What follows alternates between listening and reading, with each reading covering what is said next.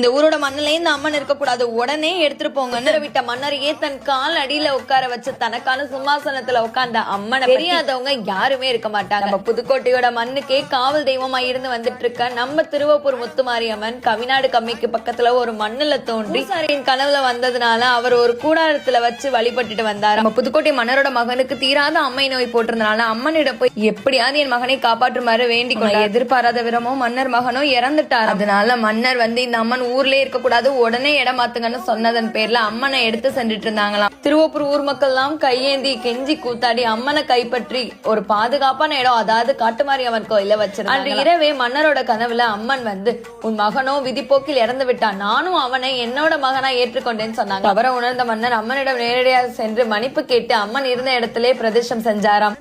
அப்போது உட்கார்ந்து சிம்மாசனம் கொண்ட நம்ம முத்துமாரியம்மன் அவங்களிடம் வேண்டி சொல்லும் தீராத கடன் பிரச்சனை, தீராத நோய், குழந்தை வரம், திருமண வரம்னு எல்லா பிரச்சனைகளையும் தீர்த்து வைக்கிறாங்களாம்.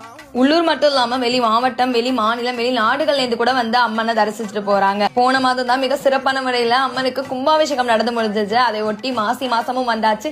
மிக பிரம்மாண்டமா திருவிழாவும் நடைபெற இருக்கு. பிப்ரவரி 22 இன்னைக்கு திருப்பூர் மாரியம்மனுக்கு பூச்செறிதல் விழாவும் நடக்கும். கோவிலை பத்தி இன்னும் இன்ட்ரெஸ்டிங்கான அப்டேட்ஸ் தெரிஞ்சுக்க மறக்காம நம்மளோட பேஜ் உடனே